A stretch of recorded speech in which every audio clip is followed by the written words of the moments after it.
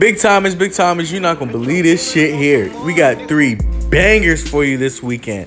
The first fight on Showtime PBC is gonna be Rigondeaux versus Riel Casimero. This is gonna be a really, really good fight.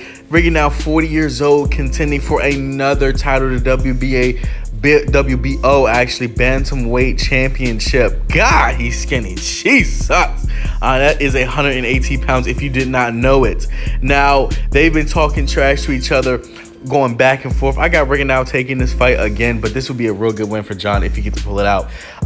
John is a very active fighter, throws a lot of punches, and Rigondeaux is calculated. As we know, the great Rigondeaux is calculated, can make adjustments on the spot, can change his whole boxing style if need be, can switch up, he can go orthodox, he can go southpaw, wherever you need Rigondeaux to go, he can go. One of the greatest amateur boxers and probably one of the most avoided professional fighters we've seen. I mean, they avoided him like they was trying to avoid the plague. I mean, just out of here. They wanted nothing to do with him. John is a lung champion, looking to prove himself, he has that chip on his shoulder. Like I said, he throws a lot of punches with bad intentions. Be looking out for this one. This is going to be a really great fight. I really see this going the distance. I think Rigondeaux by decision, but who knows? You know, this is a sport of boxing, anything can happen. In the next fight, we got Joshua Franco versus Andrew Moloney, a trilogy fight. This fight ended last fight because of a headbutt, or should I say a ghost headbutt, because nobody saw the shit. They went through replay after replay and nobody could find where the headbutt landed. Even Oscar De La Hoya, Joshua Franco's promoter, said there was no headbutt. But it ended in a headbutt, and Joshua Franco retained his title, and Moloney is here in a trilogy bout trying to regain his title. There was a lot of controversy in the last fight. I don't see this fight going the distance. I honestly don't. I see Joshua Franco getting stopped by Andrew Moloney. You know, I just have a lot of confidence that Andrew Moloney's going to come in here with a different mentality. He's going to come in here hard. He's going to come in here pressing the action. It's going to be a very action fight. At all the bouts today, this is going to be the bout to watch because neither one of these punchers have the best defense. They throw a lot of punches. They stay in that pocket, that 6-inch type pocket, where they're just throwing back and forth to each other, catching a lot of punches off either their face or their glove. It's not a whole bunch of head movement. If you're looking to have a fight with a lot of action in it, this is the fight to watch. I'm telling you, mark my words, somebody is going to get stopped, and I got it to be Joshua Franco.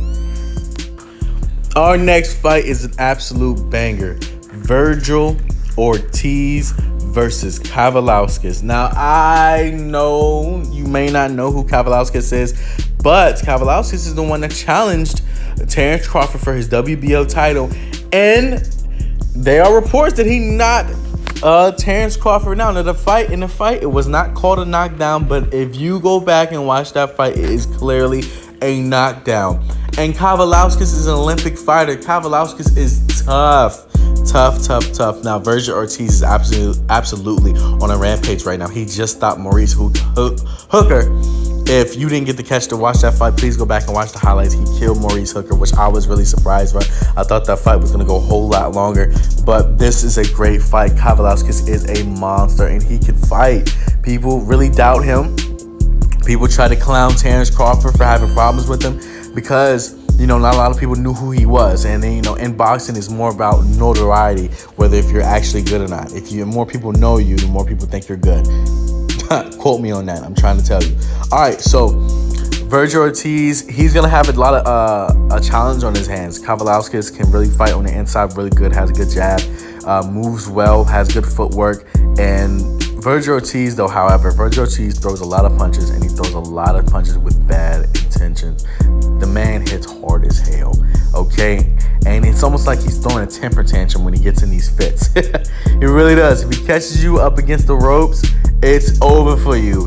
And he throws them mad combinations. I'm talking about the dexterity in his combinations are absolutely incredible. I'm talking about we're going uppercuts, left hooks, right hooks. Any and every punch he's throwing it. Kavaliauskas does have a chin, though. He can take a punch, and Kavaliauskas can give whatever he takes. Just know this is going to be a great fight. I hope you guys tune in. Listen, you got 3 great options.